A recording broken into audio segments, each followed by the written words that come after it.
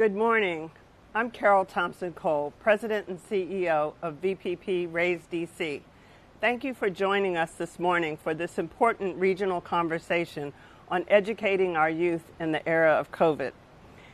As we enter the 8th month of this pandemic, it has highlighted and uncovered the many challenges that young people and their families are facing. In 2019, VPP estimated 160,000 vulnerable children and young adults in Greater Washington are not early learning, not in school, and not employed. This has only been exacerbated by COVID-19, and we estimate that the number of vulnerable children and young adults ages 0 to 24 has grown to over 200,000 due to the impact of coronavirus. Joining us today are 3 superintendents from across Greater Washington to talk about how we are educating our children during this pandemic, as well as what we are learning that can improve educational outcomes for students in the future. I would like to welcome the superintendents here with us today: Dr. Scott Braban, Fairfax County, Dr. Louis Farabee, District of Columbia, and Dr. Monica Golson, Prince George's County. I'd like to also welcome VPP Board Member and President Emeritus of Prince George's Community College, Dr. Charlene Dukes, who will moderate the conversation. I think this is the first time that all 3 of these superintendents have been on the same panel for a regional discussion on these issues. We will be responding to your questions later this morning. Please submit questions to events@vppartners.org, which is being monitored throughout today's event. This pandemic has highlighted the challenges facing vulnerable youth did not stop at jurisdictional lines, and isolated efforts will never be enough to solve the complex problems we face. Families may live in one jurisdiction and work in another. Teachers, staff, and administrators may live in one jurisdiction, and that is where their children attend school, but they teach in another. At VPP Raise DC, we believe that changing outcomes for these families requires a regional approach and coordination across sectors and jurisdictions that drive both systems change and increase capacity for direct services for vulnerable populations. At VPP Raise DC, we believe that every young person should have the resources and support they need to succeed. Every young person should have the opportunity to get a good education, start a quality career, and raise a family in the region that we all call home. When they do, we all prosper. When they have the opportunity to be part of our economy and strengthen it, it makes Greater Washington better. No matter their zip code, circumstances, or background, all children start out with big dreams and endless optimism about their future. But too often they reach barriers that are too high to jump or obstacles too difficult to navigate. We have supported organizations to help vulnerable children and youth in the region access quality education, health care, and career training, setting them up on the right path to learn, graduate, and become successful, healthy adults. Our investments in executive leadership have increased the capacity of local nonprofits to help them expand to 80 new sites and serve over 57,000 young people each year. VPP's investments in strategic assistance are catalytic for nonprofits and networks, and Raise DC's collective impact work is required for coordinating and aligning stakeholders to create the systems change necessary for our children and youth to thrive.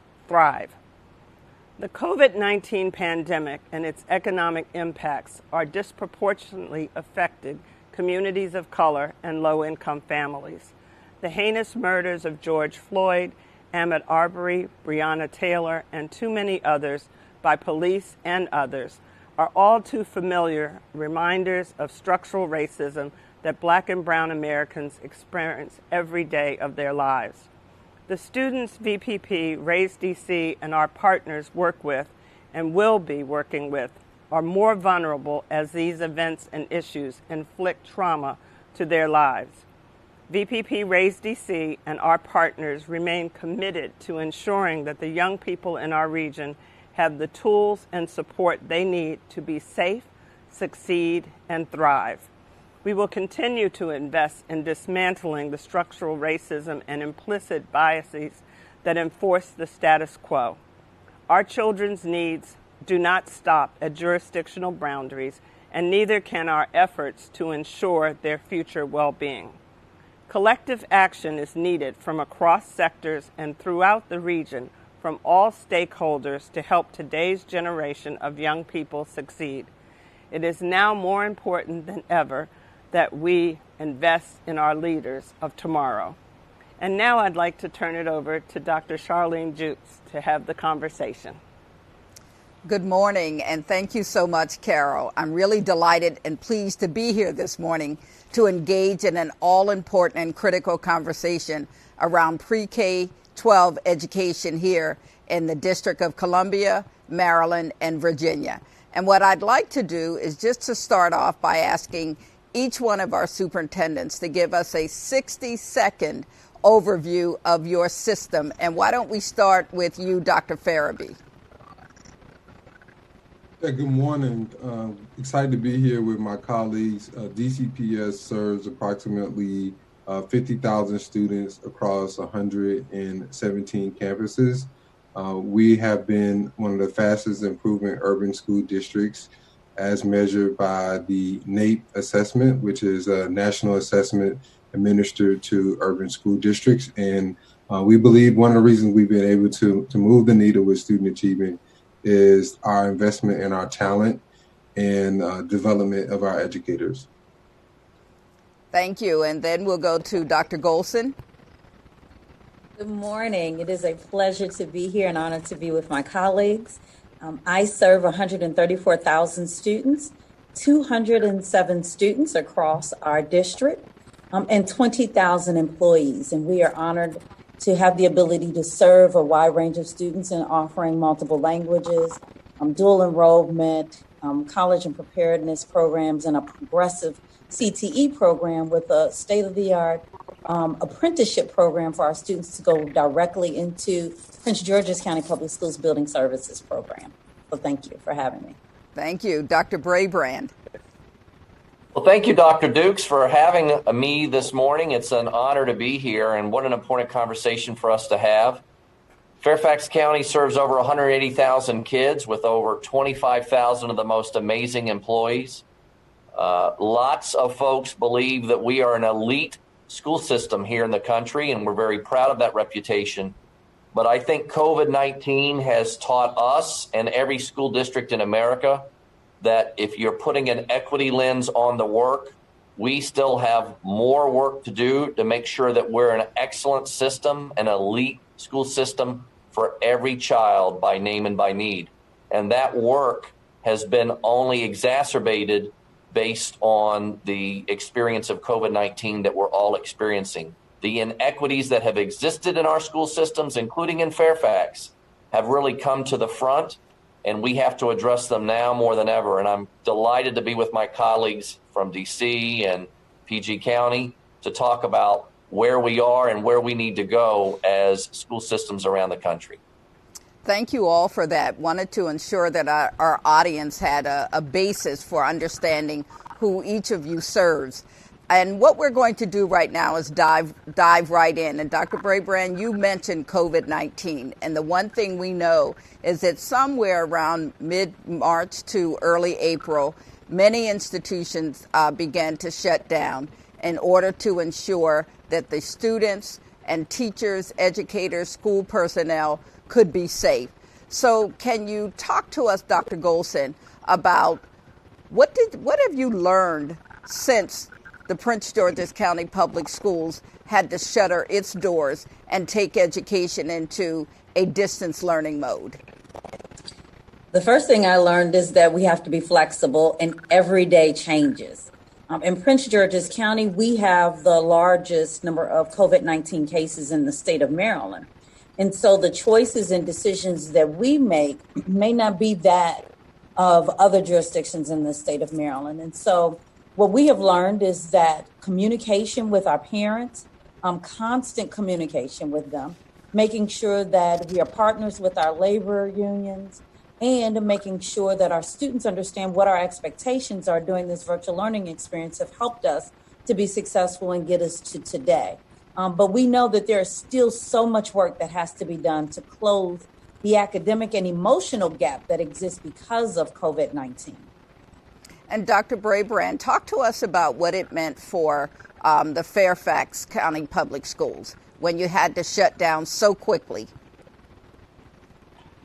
Well, as you know, our challenges shutting down and setting up distance learning were real, and there was a lot of attention around some of our challenges and what some saw as shortcomings not to get distance learning up and running as quickly as we could have in the spring.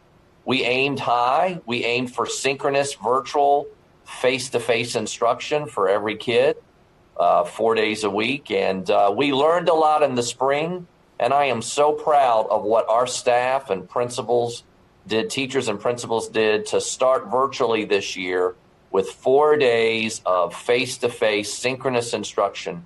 We have done an outstanding job creating virtual instruction while acknowledging at the same time that there's still nothing that replaces in-person instruction. And we're beginning a very measured, phased approach to bringing in small cohorts of kids, starting with our most vulnerable kids. That is happening this fall. In fact, earlier this week, we began bringing back some of our special needs kids to have face-to-face instruction. It's been exciting to see. But right now, there's no playbook for COVID. There's no perfect solution. This is about doing the very best we can in every school district and every jurisdiction, given health conditions, given staffing conditions, and given support to communicate with our community where we are with COVID, where we are in serving the community with educational services, and building trust and transparency as we move forward. COVID is going to be with us for a considerable length of time. It's not going away in a week, a month, a semester, or even next year. So we're in it for the long haul, and we're working together to build the models that best help kids learn, even in this pandemic. And we'll get to some of those questions around models and approaches a little later. But Dr. Farabee, you are, as I would say, smack dab in the middle of the nation's capital. So what have you learned, and how has being actually situated in the nation's capital influenced your response to the shutdown back in March, early April? So as my colleagues have highlighted, you have to be nimble. And you have to be very agile and ability to move quickly and respond quickly. Fortunately, we were already in the process of a empowered learners initiative around technology.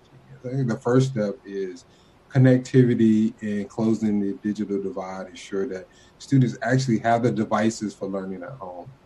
And then we also learned that we needed to take a step back and spend more time on professional learning in our curriculum to be more user-friendly for a learning at home posture. And so we actually ended the school year early last year by 2 weeks. And we just dedicated time to professional development with our teachers and understanding how we could get better over the summer for learning at home. And so we've been really pleased with the progress that we made. Obviously not perfect, but it's much better than where we were in the spring.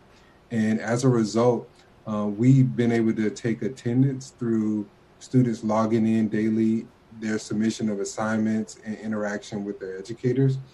And on average, we have about 92% of our students engaged on a daily basis, which is a huge success compared to where we last year in the spring and what we're seeing in other urban school districts. So we're excited about that. In terms of where we are in the District of Columbia, is that we know that we have a lot of employees and residents who need to work.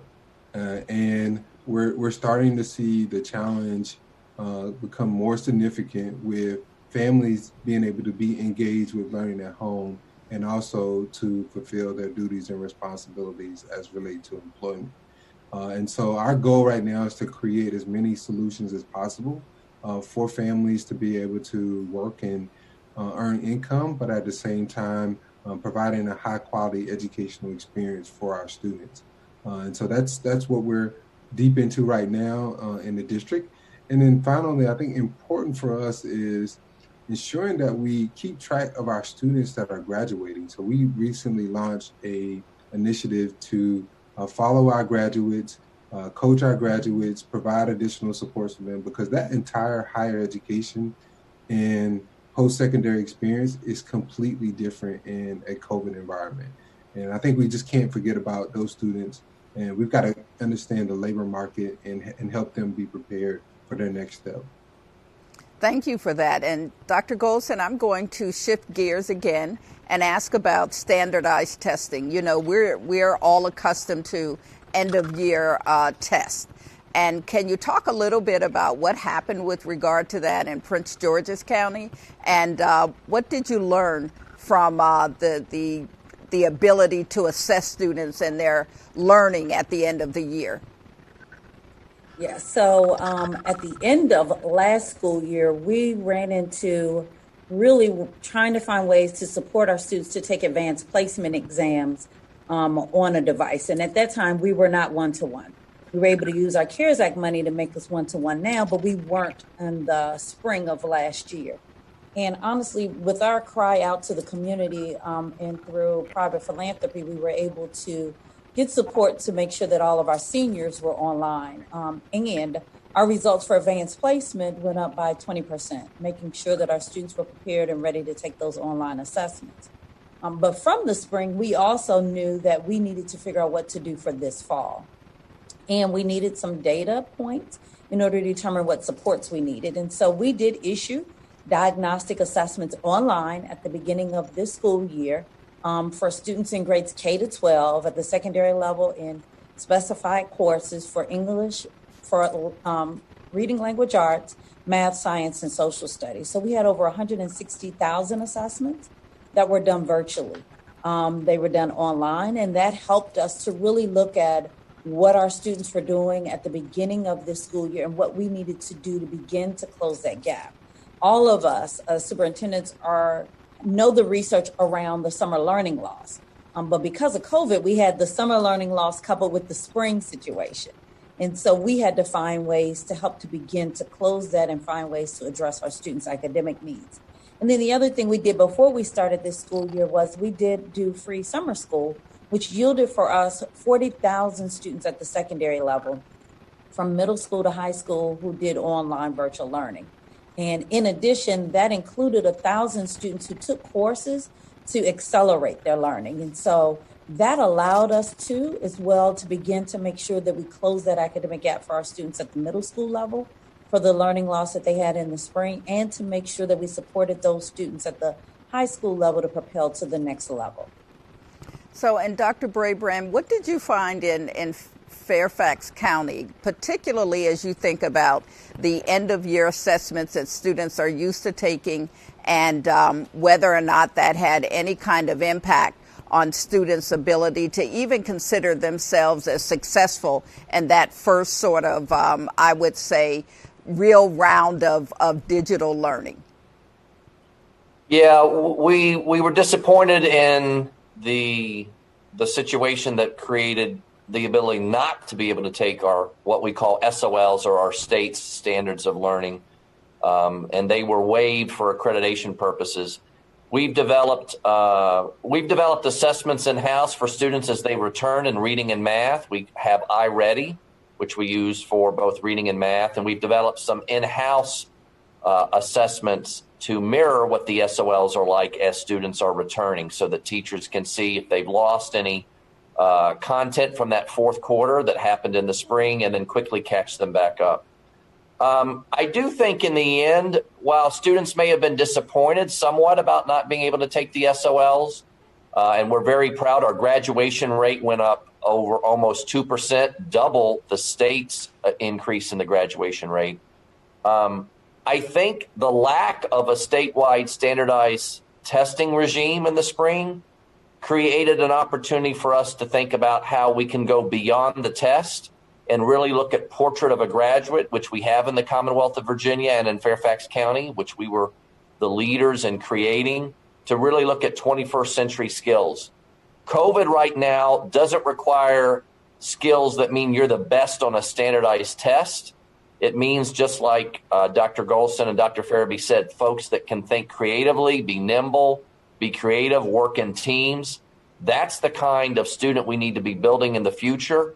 And I do think the arrival of COVID is going to be a day of reckoning for standardized tests and their overuse in school districts. And I'm proud, by the way, that we recently had our school board agree to remove the standardized testing from TJ, Thomas Jefferson School for Science and Technology, often been called the #1 high school in the country.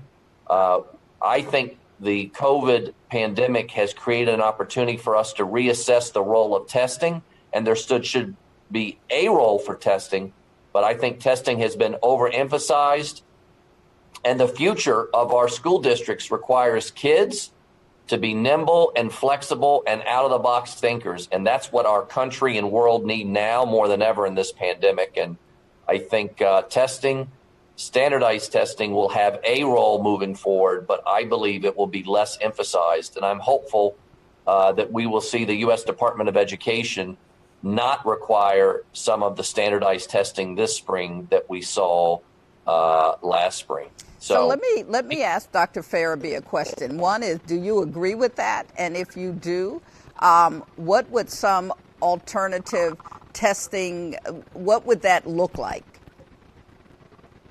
So I believe it's important to understand where our students are in terms of proficiency and mastery of our standards. And so we have taken on an approach of ways that we can do that creatively while we're still primarily learning at home and have primarily virtual experiences for our students.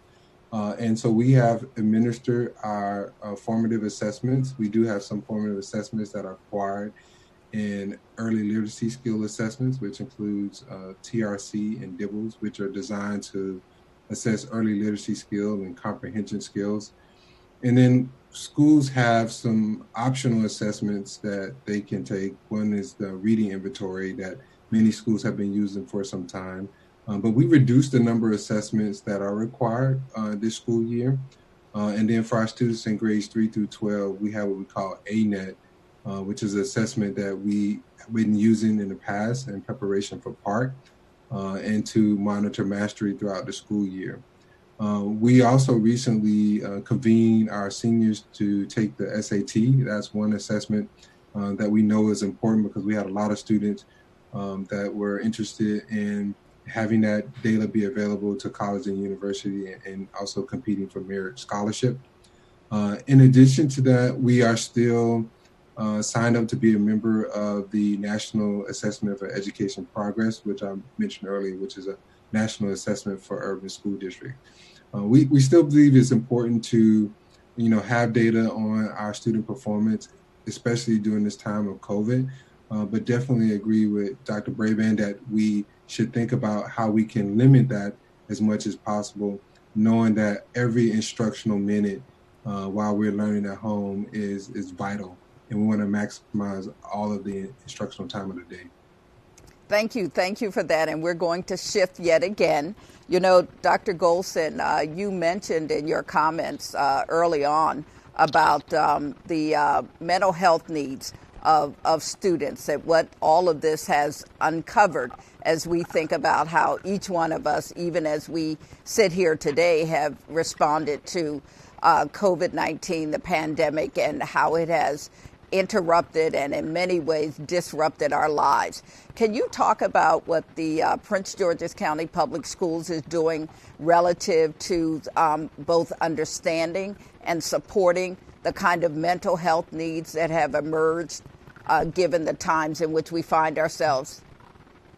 Yes, thank you for the opportunity really to talk around mental health that we knew our students needed and asked for before we entered into COVID-19 status. And now it's even more prevalent. At our elementary level, we do social and emotional lessons with our students weekly. And at the secondary level, it's intertwined through courses. We just did a distance learning survey where we asked our students and our parents about what's working and what's not working. And in the glance of those results last night, I noticed that our high school students are the ones yearning for additional mental health support.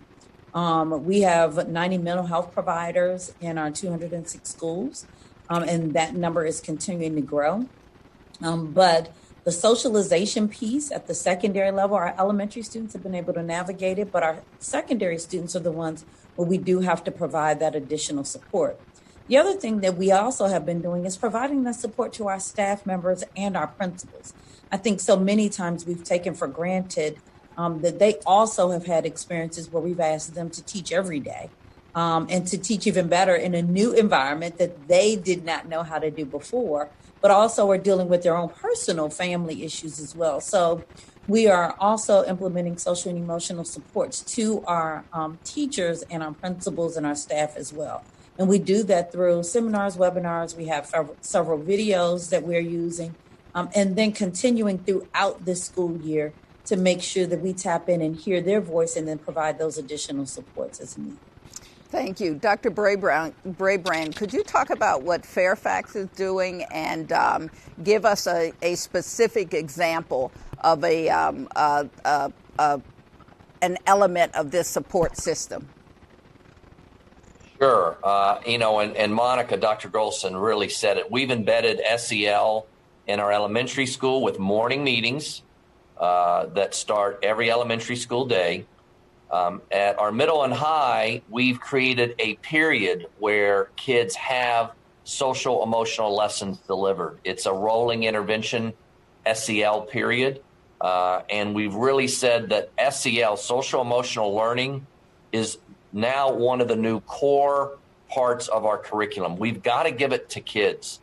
All of us right now, if we're being honest with ourselves, all of us, including this superintendent right here, are experiencing trauma from COVID-19. It has been traumatic to everybody. It's not hit equally, the trauma. Some people are experiencing it far greater, but everyone in this country and the world is experiencing emotional turmoil because of the COVID-19 pandemic. And we've got to be there for our kids and for our staff. And I think that's part of why it's so challenging right now. It's a very careful balancing act. We want the health and safety of our students and staff to be paramount, and they are. And we're recognizing, too, that there are the risk of not being in school in person versus the risk of kids that continue to stay away and be in a virtual environment.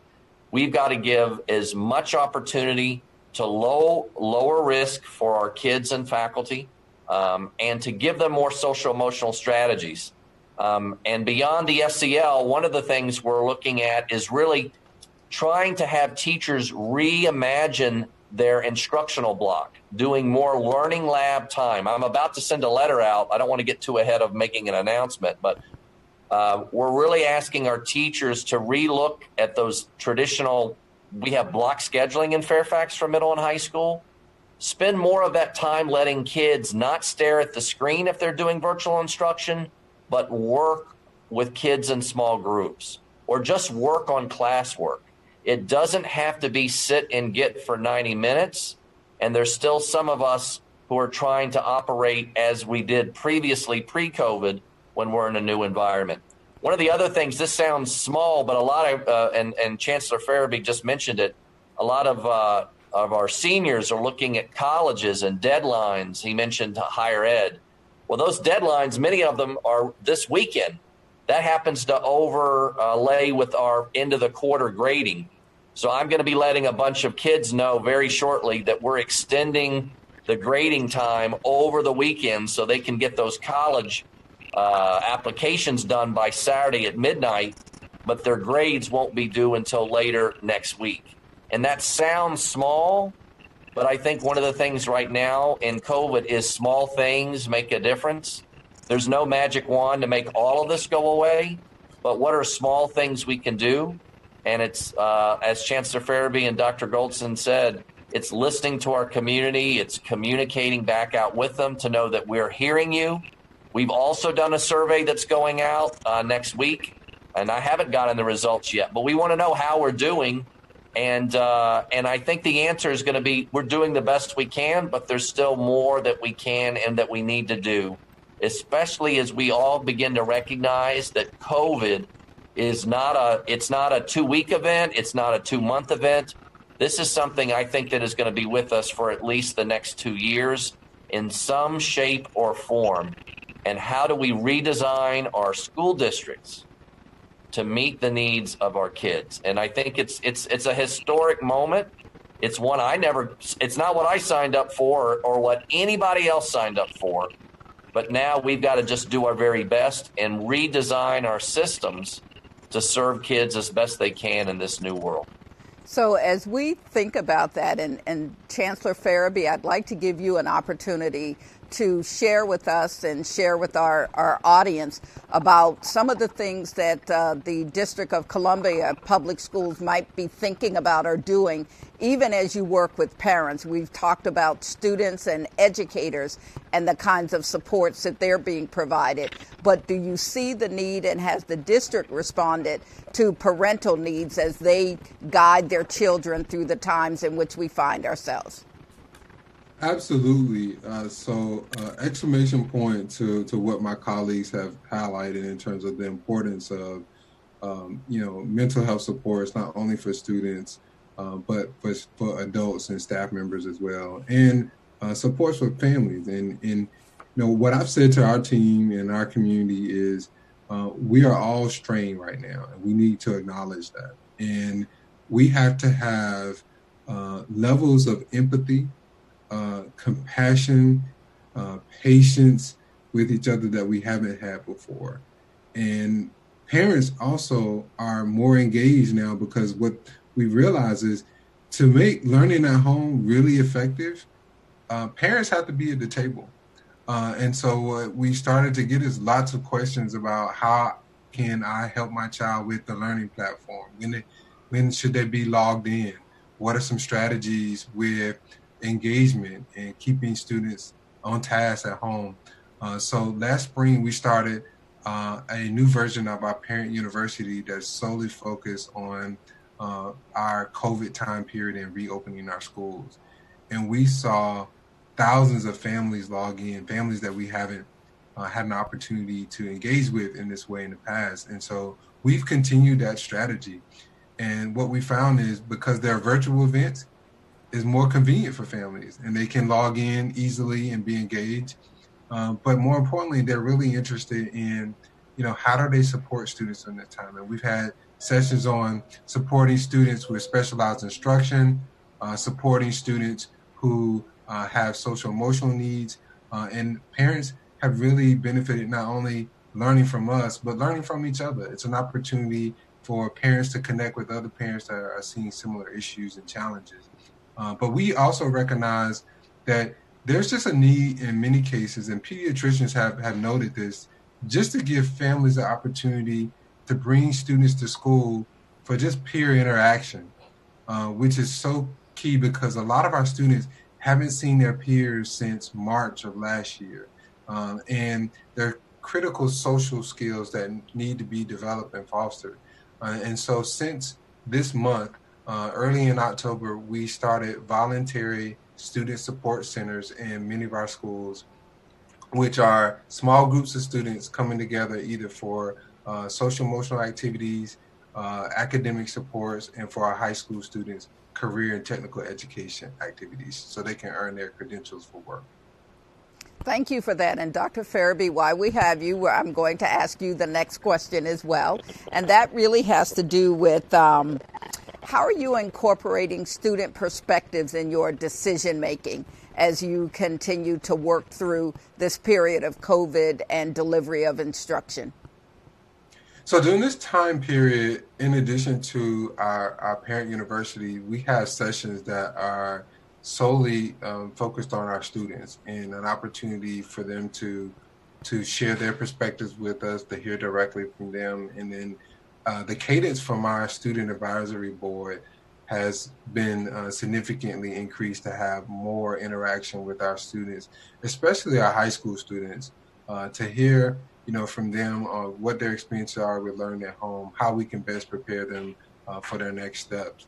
But also beyond that, we have created an exciting experience that I'm really pleased to see play out is what we call a Living Through History Cornerstone. It was developed this summer with our teachers, which is an experience at each grade level for our students to talk about, write about, reflect on this moment in time in history that they're experiencing. And that's been extremely therapeutic for our students to give voice to racial injustice that they're concerned about during this time period, to talk about the complexities of a global pandemic and what it means for them and their family, and some of the loss that they've experienced. And I know that many of my colleagues are doing that as well. And I think that's one of the ways in which we can help people manage and, discuss what's happening to them right now, because our young people are experiencing nothing like we've ever experienced. I mean, none of us have been in a position that we can say that we've gone through our K-12 experience during a global pandemic. And I think these are important things to recognize and acknowledge and give our students the space to talk about. Thank you. Dr. Golson, is there anything you'd like to add about what's happening in Prince George's County? So I appreciate the additional recommendations that I got from my colleagues on ways that we can also improve our distance learning and experiences for our students. I can say one of the things that we are really doing our very best is trying to provide opportunities for our students to have that level of engagement, but through distance learning. And while extracurricular, when we think about it, has always been that in person, it is now an opportunity for our teachers to continue to be creative and innovative in ways of doing that in our after school programs. And so we're going to continue to emphasize those after school experiences that do allow the students to get to know each other in those areas.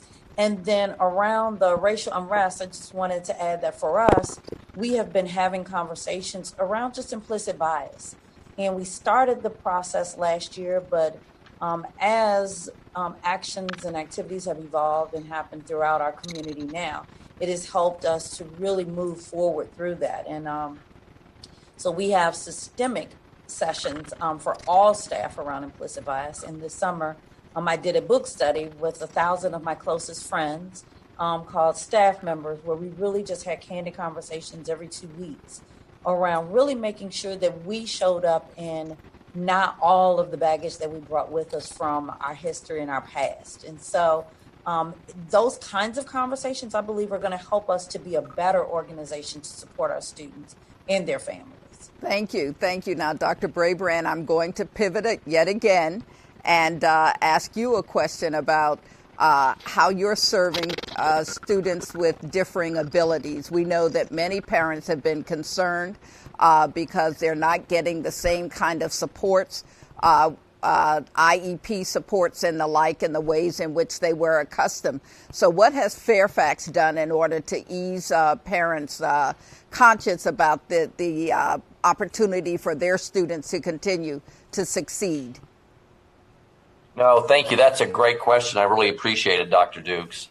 We worked very carefully with our SEPTA group, which is our special education PTA, and our ACSD. We have an advisory committee around students with disabilities, and POAC, our group that works with kids with autism.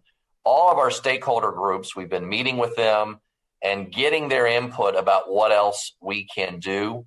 We've had a massive challenge of rewriting IEPs to prepare and adapt to this pandemic. And we are beginning to do, again, a major rewrite of those IEPs as we transition. As I mentioned earlier, many of our special education kids are our first priority in returning to school in person. And so we've been working with parents, too, to reassure them that we have put the mitigation strategies that the CDC has recommended to be in place to support in-person instruction.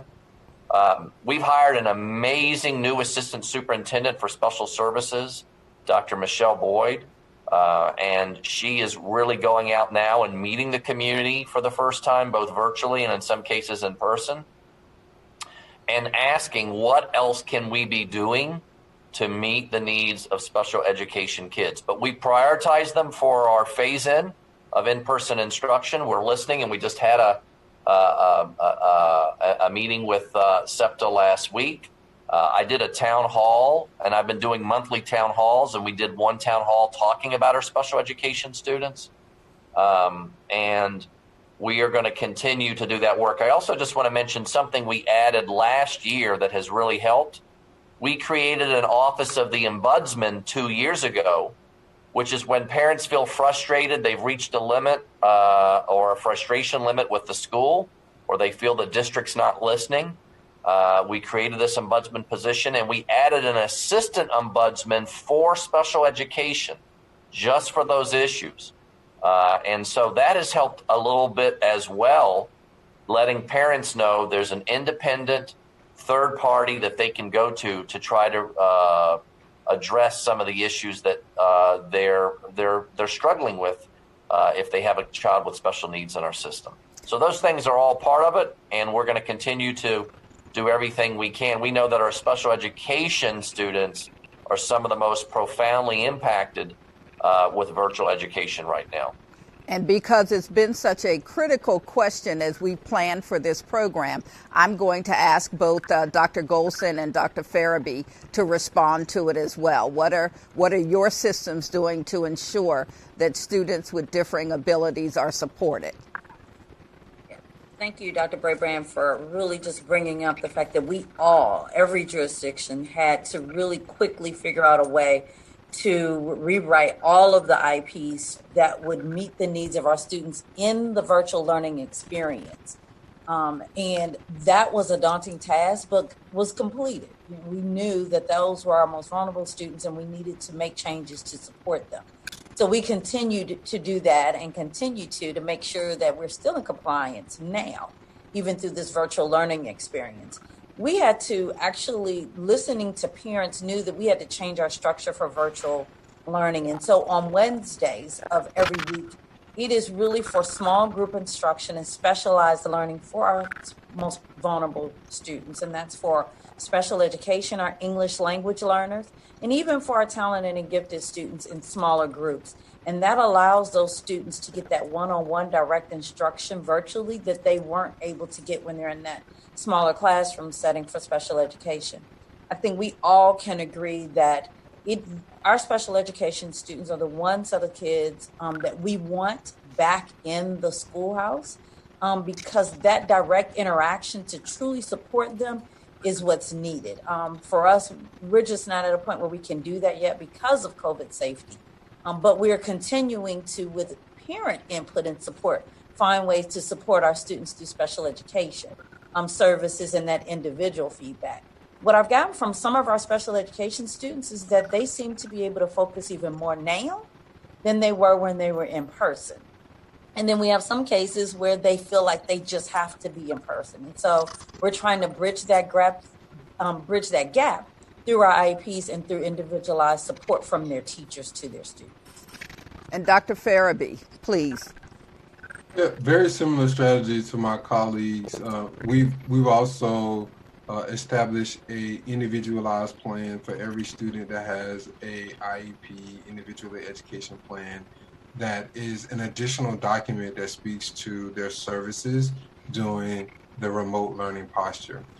This is important because many of the services do look different, and we are able to provide many of the services that students receive during the day. And it's also important to note that we have a flexible schedule on Wednesdays that allow for individual instruction and small group instruction for students, and also IEP meetings. We are also prioritizing, similar to Fairfax County Public Schools, our students receiving special education services as a priority group for in-person experiences as we ramp up into small groups of students returning to school, with a focus on our students in grades pre-K through 5th grade, knowing that learning at home has been the most challenging for our students that are in the elementary grades. And we're starting to see evidence of that in our early literacy assessments.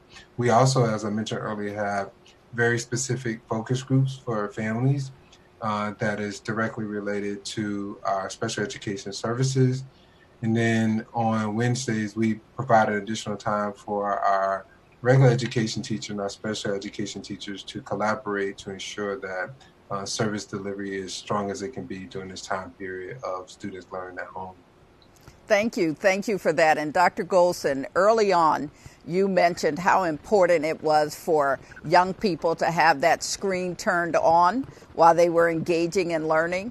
And what at least many of us have been led to believe is that some, many, more than we would like, numbers of students are actually not turning on the screen, and that what it sometimes has led to is a disengagement with the learning process in this virtual world. So can you talk about, based upon what you've learned and what you understand, how Prince George's County educators have turned that around? What kind of promising practices have they put in place in order to ensure that that re-engagement continues and that it stays strong? Yeah. So first it starts with our teachers being innovative and creative throughout this learning experience. So I had the opportunity to visit a lot more classrooms during this virtual learning experience than I did when school was in person, because I had that travel time in between. And what I have seen is true levels of engagement that really keep students engaged and allow them to speak and share their voice and their thoughts and ideas about the topics that they're learning, even through the virtual learning experience. But the other piece around the students that aren't engaged is really where our nonprofits have come in. And I'm truly grateful for the help of many of our nonprofits who literally have helped to go to the home, knock on the door, and to see where that student is and to find out why they don't have the screen on and they're not engaged. I think one of our fears, even when we started, was it was so easy to cut off a screen and to mute yourself and to walk away from the screen. And so one, we wanted to work on and make sure that we were able to address that. And two, the numbers of students for child abuse decreased during virtual learning. And the continuous not being on screen and not being heard is a sign of concern for us. And so our nonprofits have helped us to bridge that gap and to reach out to those homes. And in many cases, sometimes it really is homes where the student is also an older student who's also managing other siblings because their parent has to work. And when we get that information, that helps us so that we can make sure the teacher is aware of that student situation. And we've asked our teachers to do their best to record their lessons, because in those cases, that student can go back and watch that lesson for the content that they missed because they're busy trying to help their family members. So I think the best strategy for us has really been communication. Once we know what the situation is, then we can triage it and solve it. When we don't know is when we're not better agents for our students and our families. Thank you. Thank you for that. And you mentioned nonprofits. So Chancellor Farabee, can you talk to us about a specific example of a nonprofit partnership that has been important during these times?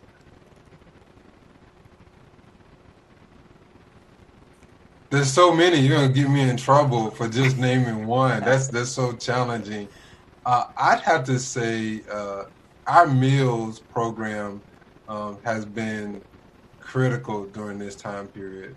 We've served millions of meals over the spring and the summer, and currently now every day. And our partners at the DC Kitchen, also Food Prints, which is another nonprofit that does instruction with families on how to prepare healthy meals at home. All of that has been really helpful in just ensuring that our students continue to eat well during this pandemic, and our students have access to healthy meals. So those are two examples that come to mind in a specific area, but I can give you many other examples where we've had the support of nonprofits, particularly acknowledging that there's a need for the essentials for some families. And a lot of our nonprofits have stepped up to ensure that that gap has been filled and families have what they need, which is critical to the learning process. Thank you. And Dr. Brabrand, could you give us just a quick example, too, of a nonprofit that really has helped with what we call out-of-school time support And we have a few other questions we'd like to get to before we end. So if we could just get a quick example. Yeah, I'll be real quick, though. I'm with Chancellor Farabee. You're trying to get me in trouble here about nonprofits and companies. And I want to actually do a for-profit. Capital One has a program working with STEM and computer coding that we have continued to do for middle school kids, even after we went virtual. We've figured out all the rules and created a way to have virtual mentors continue in this pandemic. And I'm so thrilled that company has come forward. And our nonprofits have been amazing, particularly those working with our food distribution. We're distributing over 60,000 meals a day on bus delivery routes, grab and go, weekend food, including dinners. There's too many to list, but the Capital One is a for-profit group that I really am pleased figured out a way to do mentoring virtually for kids, even in this COVID pandemic. Thank you for that. And, you know, education is in many ways described as a unique team sport. So to what extent do you feel that the business community has stepped up to help? And in what areas do you believe you need their support going forward? Dr. Farabee, will start with you, but we'll also ask Dr. Golson and Dr. Brabrand to quickly answer that question as well. What can the business community continue to do to step up to help? And in what areas do you believe that their support is essential going forward? And so our business community has been vital to connectivity. We have had partnerships with T-Mobile, also local cable providers that has helped us close the gap with access to technology. Verizon is being engaged with us. And so I think we're going to continue to need to have some element of learning at home for the foreseeable future, and technology will be an integral part of how students learn. In addition to that, helping us understand what the labor market will be. I just can't emphasize that enough, because we have to think about socioeconomic mobility in this time period and where our young people are going to work and where they're going to earn income to support their families. Thank you. Dr. Brabrand, why don't you go next, and we'll finish the question with Dr. Golson. Our business community response has been tremendous, and the businesses stepping up to support public school districts right now is one of the most promising developments that has happened.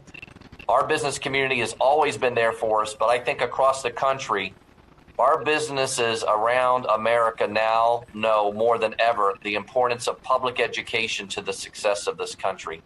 One I just want to throw out there, Cox Communication, Chancellor Farabee talked about connectivity. We've been distributing MiFis, but now we've had our local cable company provide to us support where we can give direct subsidies to families to turn on internet access at the home, where they don't have to sign up themselves. It gives us a turnkey solution. It's called Connect to Compete. Terrific program. Thrilled for their help. Thank you for that. Dr. Golson. Yes, the same here. It really has been around connectivity and closing the digital divide. For us, Verizon and Comcast came through early on in the spring, and with the support of our Board of Education, we were able to realign funds to support in-home Wi-Fi use as well as mobile hotspots in some of our very rural areas. Our business community has been phenomenal in feeding families. So we take care of children, and we're grateful to deliver meals as well as distribute them from all of our school sites. But on the weekend, there's still parents who need to be fed, and they have truly stepped up. And in different ways, our business community has also helped to be flexible with our parents. As much as our parents want to be in the workspace, they also understand the importance of being home with their children because we're on virtual learning.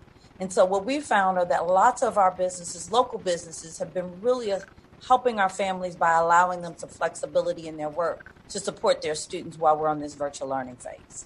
Thank you. Thank you. So I have a question for all three of you, and it really is about jurisdictional collaboration. Have you taken the opportunity to collaborate in terms of any of your distance learning efforts, that you're learning something about a platform from someone else, using the same platforms, engaging in joint professional development for educators or the like. And I'm not trying to give you the answer. I'm just giving you some examples of where regional collaboration is possible. So, Dr. Farabee, we're going to start with you. And again, this is going to be a quick round robin. We have a few more questions before we end today. So regional collaboration, what are you doing? What could it look like? Yes, there's regional collaboration around what we're learning from remote learning. There's also regional conversations among our colleagues around their reopening plans. As you highlighted earlier, we have employees across various jurisdictions, and understanding where they are is critical to understanding how that would impact our employee groups. Dr. Brabrand. Well, I'd love to tell you that I get to talk to Louis and Monica every day, and we're just on the phone every hour. But no, we do collaborate. And I think one of the things that's made the COVID pandemic particularly hard, we're all operating under different jurisdictional approaches to the pandemic. So I've had to do a lot more collaboration with our Virginia superintendents, particularly in Northern Virginia, as we have specific phased guidance from Governor Northam. And I believe Maryland has a particular approach, as does the District of Columbia. So there's some that we can do across jurisdictions, but I think one of the opportunities, but to be honest with you, a challenge in COVID, in this pandemic has been each state, because this whole response to the pandemic has been so decentralized, each state has been left to come up with some of their own approaches, and they're not all identical. I know the governors of the mayor of D.C. and the Governor Northam and Governor Hogan have worked together, and they've given a broad structure, but the details are sometimes a bit different. And we have been working with our local colleagues and, of course, with Monica and Louis, and also even around the country to see what's going on. I'm part of a national consortium of large suburban districts to see what's going on in Florida, what's going on in Illinois, what's going on in California. And to be honest, there is more alike than different with this pandemic. We're all trying to do the very best we can, and continued collaboration is what we're going to need to do to be able to deliver the very best we can for kids. So we'll take that answer from Dr. Brabrand for you, Dr. Golson, but I am going to ask each of you what is likely to be a final question for me. What do you want to make sure that those who are listening to us today and may have the opportunity to hear a recording later, what do you want to leave today making sure that our audience and those particularly whom you serve leave today knowing about your work? And we'll start with you, Dr. Golson. So I will answer the first question and then this one.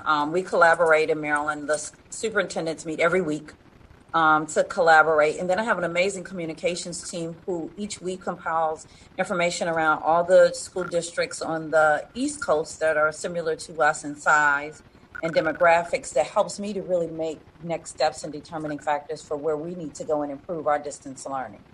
What I want to leave our community and listeners with is just knowing that all three of us are working extremely hard to find ways to support our students through virtual learning while making sure health, safety, and equity remain paramount.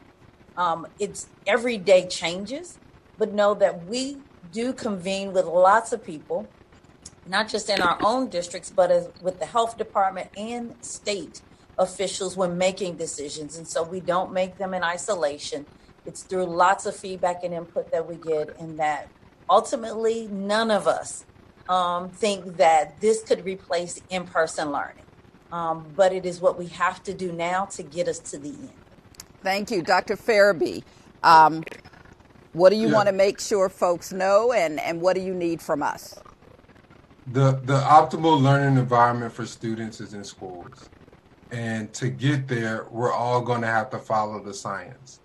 And DC has been very fortunate. Our residents has helped us maintain positivity rate, which is around about 2%, has been steady for some time. We're going to need to continue to do that to bring students back into school, and we all have to share that responsibility in order for that to happen. Thank you. And Dr. Brabrand, you have about 15 seconds before I turn it back to our host. There's a great video on the KID president from a superintendent in Reading, Pennsylvania. Grace, not grief. We need to give each other grace in this pandemic, and not grief, not anger, not divisiveness. We all have the same goal: kids back in school, teachers back in school safely and responsibly. We're all trying to do the best we can. Give us grace. Thank you all for your work and your commitment to learning and educating us today. It's been a pleasure to be here with you, and I'd like to turn it back to Carol Thompson Cole, the President and CEO of VPP Raise DC. Thank you very much, Dr. Dukes, and our three superintendents. We appreciate this very rich and informative conversation, and we appreciate you taking time out of very busy schedules to provide us very important information this morning. And we will give you grace, and we will be here to support you in such difficult times. To our audience, thank all of you for joining us this morning. If you want to watch this program again or share it with others, it will be available on our website. We'll also be reaching out to all of you so that we can continue the conversation. You heard the need for collaboration throughout the answers to the questions, and we need to work better throughout this region as how we can align our resources and programs and make sure that we serve our most vulnerable families better. So stay tuned for more conversations of this type, and also go to our homepage, sign up for our newsletter. If you have questions, you can ask us through that medium. So thank all of you again for joining us today, and please stay safe and healthy.